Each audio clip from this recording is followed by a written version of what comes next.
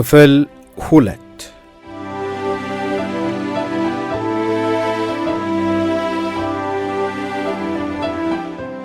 አስተባባሪው ኮሚቴ ንጉሥን ከስልጣን ለማውረድ ለበርካታ ወራት ሲያመነታ ከቆየ በኋላ በጳጉሜ 5 1966 ንጉሡ በስዊዝ ባንክ ያስቀመጡትን ገንዘብ ለባለቤቱ ለኢትዮጵያ ሕዝብ እንዲመልሱ ተጠይቀው ገንዘብ የለንም፣ ቢኖረንም እንደማንኛውም ሰው ለልጆቻችን አውርሰናል ካሉ በኋላ መስከረም 1 1967 የወሎን ሕዝብ በረሃብ ማለቅ የሚያሳይ የተደበቀው ረሃብ ፊልም ለአዲስ አበባ ሕዝብ በቴሌቪዥን ታየ። ሕዝብ እንደ ቅጠል ሲረግፍ፣ ንጉሡ ለውሻቸው ጮማ እንደ ጎመን ሲያስቆርጡ፣ እንዲሁም የንጉሡ ውሻ መቃብር ከአንድ ሰብአዊ ፍጡር በላይ የእብነ በረድ ሐውልት መሰራትና የከፍተኛ ባለስልጣኖች ለሰርጋቸው ሳይቀር ከለንደን ኬክና ሻምፓኝ መጥተው ለደስታቸው ውስኪ የእጅ መታጠቢያ የሆነበት ሁኔታ በታየበት ማግስት መስከረም 2 1967 ንጉሡ ከስልጣን ቢወርዱ የሕዝብ ድጋፍ እንደሚኖር ስለተረጋገጠ ነው። የንጉሡ ከስልጣን መውረድ በኢትዮጵያ ታሪክ ውስጥ ከፍተኛውን ስፍራ ይይዛል። እርሳቸው በወረዱ ጊዜ የደርግ ልዑካን ቡድን መሪ ነበርኩኝ። ከደርግ አባላትም ሌላ በታዛቢነት ልዑል ራስ እምሩ ኃይለ ሥላሴ አብረው ተገኝተዋል። ከስልጣን መውረዳቸውም በጽሑፍ አነበብኩላቸው። ጽሑፉ እንደተነበበና ወደ ተዘጋጀላቸው ልዩ ስፍራ እንደሚሄዱ እንደተነገራቸው ወዲያውኑ ከዙፋናቸው አልተነሱም። ከደቂቃዎች ቆይታና ዝምታ በኋላ ንጉሡ ከስልጣን መውረዳቸውን ተቀብለናል አሉና አሁንም ዝም ብለው ቆዩ። መጽሐፍት ይዤ መሄድ ይፈቀድልኛል፣ አይቀን ፈቃድ ሲጠይቅ አሉን። አዎን ለማለት አላመነታሁም።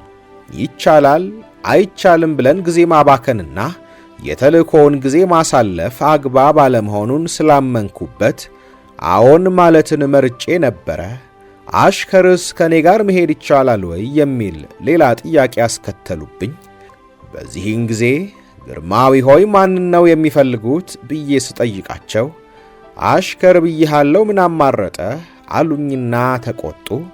በዚያን ጊዜ ከቆምኩበት በስተኋላ በኩል ወሰኔ የሚል ድምፅ ተሰማኝ። ከደቂቃዎች ዝምታ በኋላ ለመሆኑ ወዴት ነው የሚሄደው አሉኝ። እኔም ከጸጥታው አንጻር በማየትና የራሴን ግምት በመውሰድ ግርማዊ ሆይ ግርማዊነቶ የሚሄዱበትን ትክክለኛ ቦታ ስም ባላውቀውም ከአዲስ አበባ ውጪ እንደማይሆን አረጋግጥልዎታለሁ በማለት መለስኩላቸው በማለት ትዝታቸውን ይገልጻሉ። የደርግ አባሉ ደበላ ዲንሳ አክለውም በታዛቢነት ከኛ ጋር ሄደው የነበሩት ልዑል ራስ እምሩ ኃይለ ሥላሴ ወደ እኔ ዞረው ልጄ እኔስ አብሬ መሄድ ይፈቀድልኛል ሲሉ ጠየቁኝ። በዚህን ጊዜ የለም ልዑል ሆይ እርሶ አብረው እንዲሄዱ አልተነገረኝም። የሆነ ሆኖ እርሶ ነገ በማንኛውም ጊዜ ቦታቸውን ካወቁ በኋላ አስፈቅደው መምጣት ስለሚችሉ ሌላ ጊዜ ይምጡ አልኳቸው። ክቡር የመተሳሰብ ምግባራቸውን እያደነቅኩኝ እኛም በትዕግሥት ዝም ብለን ጠበቅናቸው። ንጉሡ ዝም ብለው ቁጭ አሉ። በጣም ስለተቸገርን በጆሮ ጠጋ ብዬ ልዑል ሆይ ለጃንሆይ ይንገሩልን ወደ ተዘጋጀላቸው ቦታ እንዲሄዱ አልኳቸው። ልዑል ወደ ንጉሡ ዘወር አሉና ተነሳና ሂድ መቼስ ምን ይደረግ አሏቸው። ንጉሡም ብድግ ብለው እኛ ወደ ቆምንበት መጡ። እኔ ወደ ቆምኩበት ጠጋ ብለው የመሳሪያ አያያዜን ከተመለከቱ በኋላ ምንድነው መሳሪያውን እንደዚህ ያስክ አሉኝ። እኔም ግርማዊ ሆይ ለአያያዝ ይመቸኛል ብዬ ነው ስልመለስኩላቸው። ቀጠል አደረጉና እኛን ለመያዝ አሉኝ። የለም ግርማዊ ሆይ ጠመንጃውን ማለቴ ነው ብዬ መለስኩላቸው። እሳቸውም በልበ ሙሉነት ወደ ተዘጋጀላቸው መኪና አመሩ። አልባሻቸው ከጎናቸው ተቀምጧል። ከሾፌሩ ኮሎኔል ዳንኤል አስፋው አጠገብ ደግሞ አንድ ወታደር ነበረ። ከሂልተን ፊት ለፊት ባለው በር ወጥተን በፍጥነት ወደ 4ኛ ክፍለ ጦር ወሰድናቸው። በዚህ ጉዞ ወቅት እርሳቸውም የተናገሩት ለእርሳቸውም የተነገራቸው ምንም ነገር አልነበረም በማለት በቤተ መንግሥት የንጉሡን ከሥልጣን መውረድ ሥነ ሥርዓት በሰላም መንገድ ማብቃትና የንጉሡን ምልአተ ስብዕና ገልጸዋል።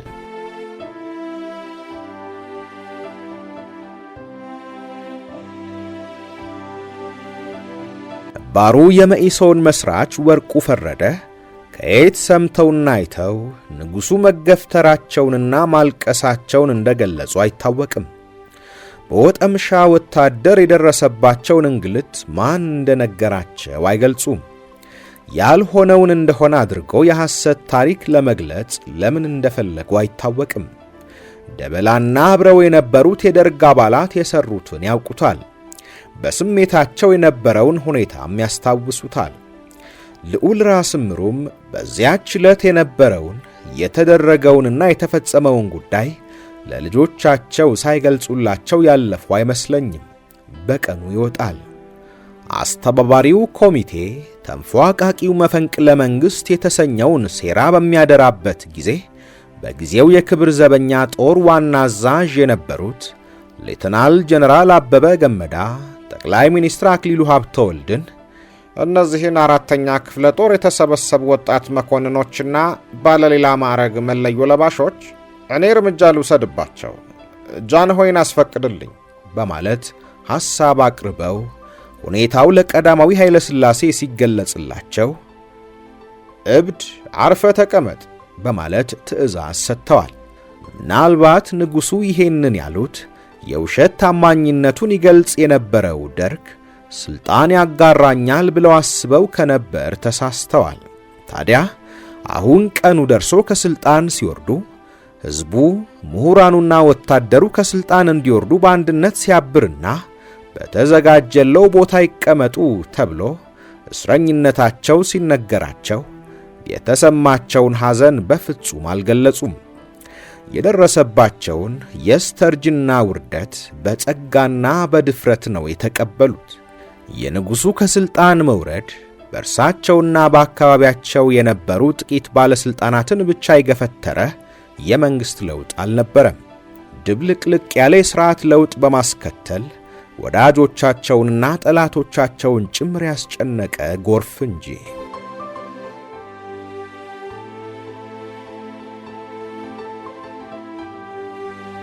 የንጉሡ አሟሟት። ጎርፉ የንጉሡንና የመኳንንቶቻቸውን ሥልጣን ብቻ ነጥቆ አላበቃም፣ ሕይወታቸውን ጭምር ጠይቋል። ንጉሡ ከሥልጣን ከወረዱ በኋላ ለአንድ ዓመት በሕይወት ለመቆየት አልታደሉም። በሻለቃ መንግሥቱ ኃይለማርያም ውሳኔ ኮትኩተውና ቀልበው ባዘጋጁት ጦር አባላት ታፍነው ተገደሉ። አሟሟታቸውን አስመልክቶ በምኒልክ ቤተ መንግሥት ውስጥ የመንግሥቱ ኃይለማርያም ጠባቂ የነበረው ልዩ ጦር የመቶ አዛዥ የነበረው የመቶ አለቃ ወንድሙ አበበ ንጉሡ የተገደሉት በነሐሴ 20 1967 ሲሆን ግብዓተ መሬት የተፈጸመው በተከታዩ ነሐሴ 21 ቀን ነበረ።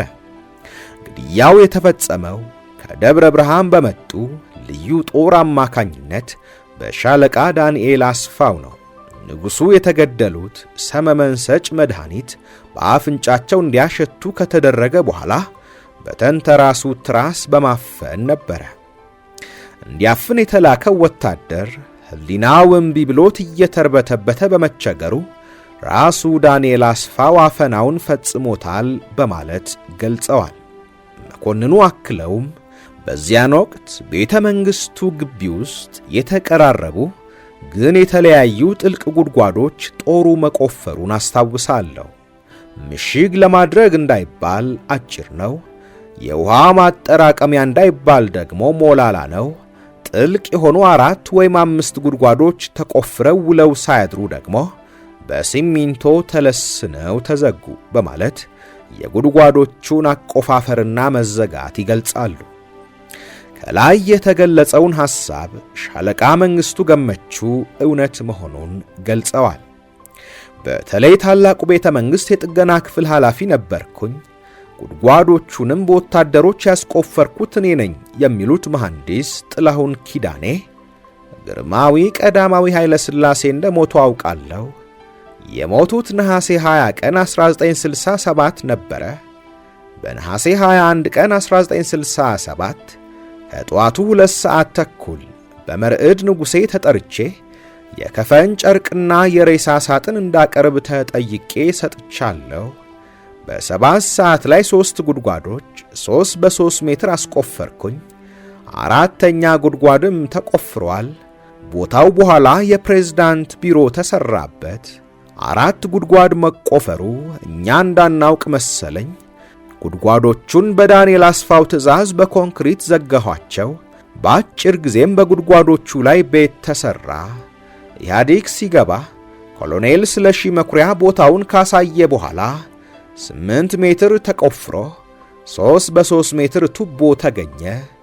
በኮሎኔሉ መሪነት እንደገና ወደ ውስጥ 3 ሜትር ሲቆፈር የንጉሡ አጽም ተገኘና በሙሉ ወጣ በማለት ሰኔ 4 ቀን 1988 ለዋለው የፌዴራል ከፍተኛ ፍርድ ቤት አንደኛ ወንጀል ችሎት ቀርበው የምስክርነት ቃል ሰጥተዋል።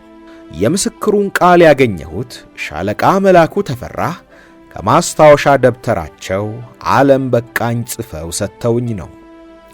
ንጉሡ ከስልጣን ከመውረዳቸው በፊት ደርግ የተወያየው ከስልጣን ይውረዱ አይውረዱ ስለሚለው ሐሳብ ብቻ አልነበረም። አፄ ኃይለ ሥላሴ ከስልጣን ከወረዱ በኋላ በምን አይነት መንግስት ይተካ በሚለው ሐሳብ ከፍተኛ የሐሳብ ፍጭት ተደርጓል። በውይይቱ ሂደት 2 ሐሳቦች ጎልተው ቀርበው ነበር።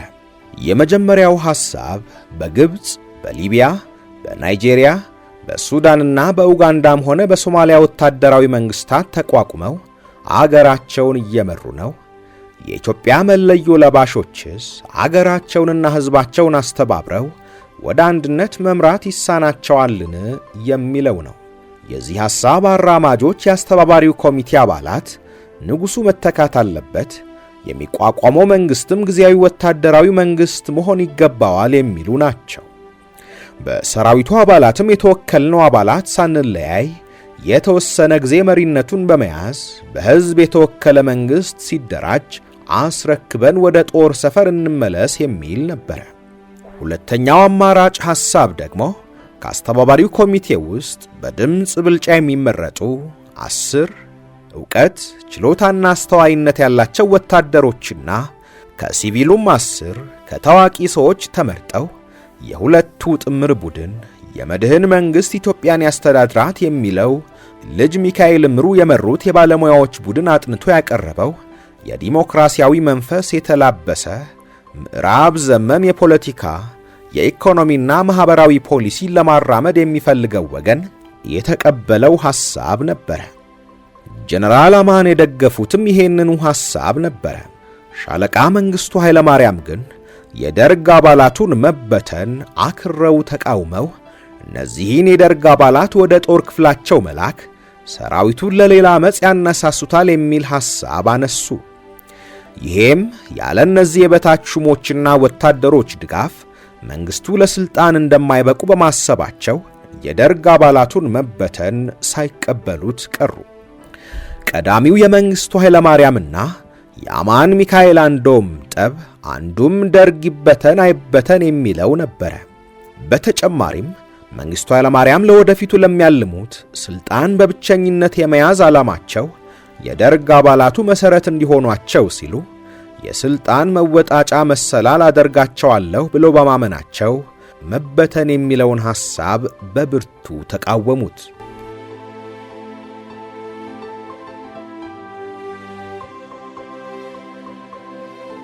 በጀነራል አማንና በሻለቃ መንግስቱ ኃይለ ማርያም መካከል የሐሳብ መለያየት የተከሰተው ከላይ እንደተገለጸው ጀነራሉ ወታደራዊ መንግስት ይቋቋምና ኢትዮጵያን ይምራ፣ ከመነሻውም ባለሙያና ታዋቂ ሲቪሎችን በማስገባት ስልጣን ለሕዝብ ያካፍል በማለት አቋም ሲይዙ፣ በአንጻሩ ሻለቃው ደግሞ መቋቋም ያለበት ጊዜያዊ ወታደራዊ መንግስት ነው፣ በሽግግር ወቅት ወታደሩ ስልጣን ለብቻው መያዝ አለበት፣ ሲቪሎችን ማካፈል ተገቢ አይደለም በማለት ነበረ። አብዛኛው የደርግ አባል የሻለቃ መንግስቱ ኃይለ ማርያምን ሐሳብ ተቀበለው። አማን ተሸነፉ። አማንና መንግስቱ ኃይለማርያም የያዟቸውን ሐሳቦች ለማሳመን ሁለቱም እኩል የሥልጣን ሽሚያ ያደርጉ እንደነበር የሚናገሩ የደርግ አባላት አሉ። በዚያን ወቅት ሻለቃ መንግስቱ ኃይለማርያም ጀነራሉን የፈለጉት ለተወሰነ ጊዜ ታዋቂነታቸውን፣ ተወዳጅነታቸውንና ዝናቸውን ጥላ አድርገው በመጠቀም ቀስ በቀስ የራሳቸውን ታዋቂነት በሕዝቡና በሰራዊቱ ውስጥ አትርፈው ሥልጣን ለመያዝ ሲሉ ብቻ ነበረ። ሻለቃ መንግስቱ ኃይለማርያም ለሥልጣን የበቁት በትዕግሥትና በጥበብ ነው።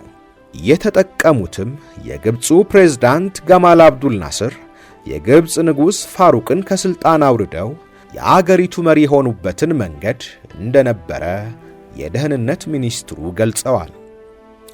የግብፅ ፕሬዝዳንት እንደ አውሮፓውያን አቆጣጠር በ1952 ንጉሥ ፋሩቅን ከሥልጣን ሲያወርዱ የአብዮታዊ መንግሥትን መሪነት የነፃ መኮንኖች ቡድን ተረከበ።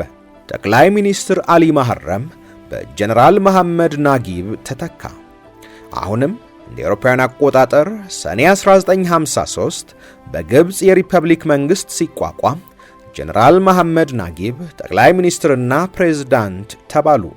ነገር ግን ጀነራሉ ጠቅላይ ሚኒስትርና ፕሬዝዳንት ይባሉ እንጂ እውነተኛው ሥልጣን ከገማል አብዱል ናስርና ከሌሎች ጓዶቻቸው በተለይም አሚር ባግዳዲ፣ ዘካሪያ፣ ሙሃዲን፣ ሁሴን አልሻፊ፣ ካማላዲን ሆሴን፣ ሳብሪ፣ አንዋር አልሳዳትና ሌሎች 3 መኮንኖች እጅ ነበረ። ናስር ብዙም በመጋረጃ ጀርባ ሳይቆዩ ጀነራል ናጊብን ከሥልጣን አውርደው በግዞት ስር በማዋል የግብፅ ፕሬዝዳንት ሆነው ተሰይመዋል። ታዲያ ሻለቃ መንግስቱ ኃይለማርያም የነፃ መኮንኖች የአብዮት ካውንስል የፈጸመውን ስልት ተጠቅመዋል ማለት ይቻላል። ገማል አብዱል ናስር ከሌሎች 10 መኮንኖች ጋር ታዋቂ የጦር አለቆችንና ሲቪል ባለሙያዎችን ከፊት ለፊት ለሕዝብ እያሳየ ሥልጣኑን ለማደላደል ችሏል።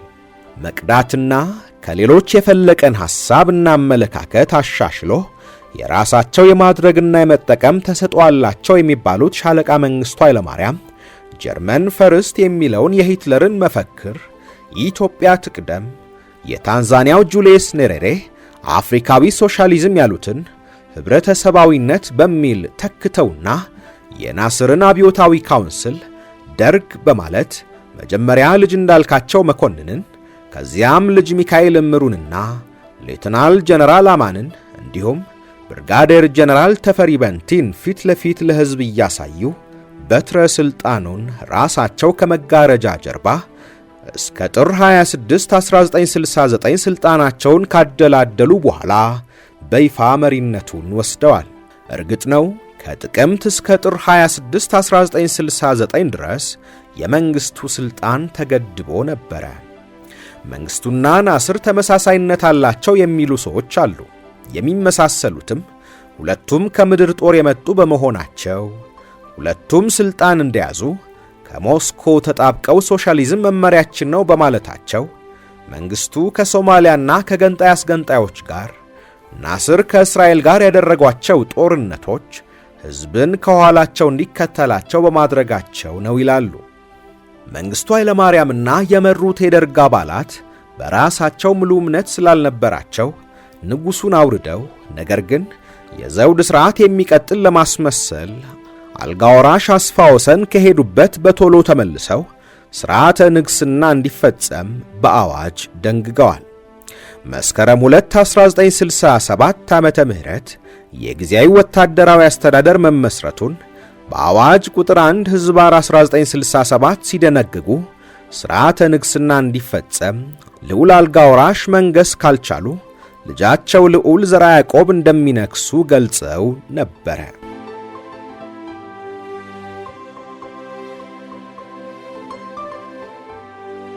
ውድ የኢትዮ ሜዳ ቤተሰቦች በምርጥ ገጾች ፕሮግራማችን የጀመርንላችሁ ታሪክ አላበቃም። ክፍል 3ን በቀጣይ ይዘንላችሁ እንቀርባለን። ውድ ቤተሰቦቻችን ቻናላችንን ሰብስክራይብ፣ ላይክ፣ ሼር እንድታደርጉ ሐሳብና አስተያየቶቻችሁንም እንድታጋሩን በአክብሮት እንጠይቃለን።